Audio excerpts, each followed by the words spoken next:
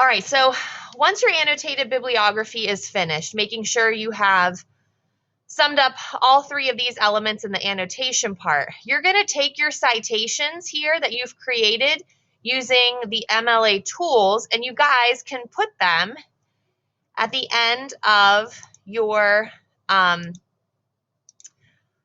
works cited piece. So you can just copy and paste them into here. We'll talk about formatting later. Remember, it has to be in alphabetical order, so you can transition those into the works cited side. And we'll talk about format more down the road.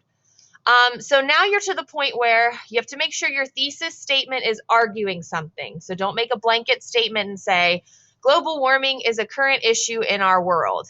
You have to pick a side. So and decide how you're going to pick that side. So double check your thesis statement, make sure it's argumentative.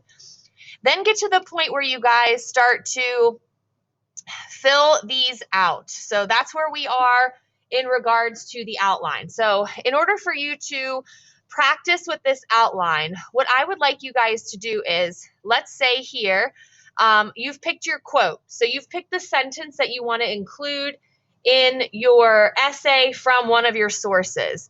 The goal is you maintain all of these letters and all of this bolded stuff. If you want to keep the actual sentences in there, you can.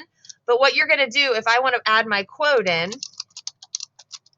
add quote here with my citation, my page number, blah, blah, blah.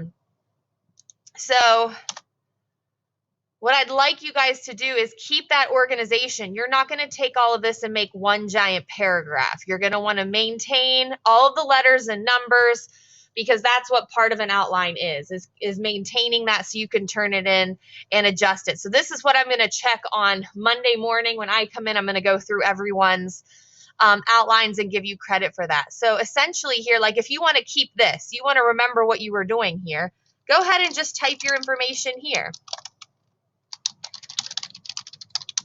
So you want to write in complete sentences as much as possible, because in theory, when this is all said and done and you have this filled out to the max, what you'll do is just go through and delete this, and you'll backspace everything, and essentially you'll have a finished essay. So my goal for you guys is to just have some experience with a outline, because some classes, like college classes, require it. I know the University of Akron's do. So it's just kind of learning how to navigate this, making sure you're filling in your information, maintaining all the numbers and letters. If you want to keep the sentences just for references, you can. If there are moments here, like in the intro or especially in the conclusion, that you feel like I'm not doing all of these, it's fine if you want to delete them. That's not a big deal. These are just here for ideas, and we'll review conclusions and intros later next week, maybe at the end of this week. So just make sure you're maintaining all the letters and numbers and just adding in complete sentences, so that when it's all said and done, you guys can just delete the numbers and letters I've provided and you're left with a complete essay. So that's the goal. So once you're done with your annotated bibliography, go ahead and start to transition and make, these are essentially CQCs. So they're dumbed down a little bit, but it is essentially a CQC. I want you to follow the same rules, except the biggest thing is you have to make sure each paragraph goes back to explaining how this source proves your thesis.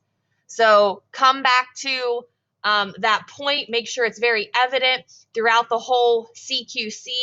Hey, here's the source I picked. Here's the evidence I picked. Here's how all of this information proves my thesis. All of these paragraphs have to go back to your thesis statement. So that's our goal with the outline. So I'll check these on Monday, and then slowly into next week, we will transition into transforming this into a final essay.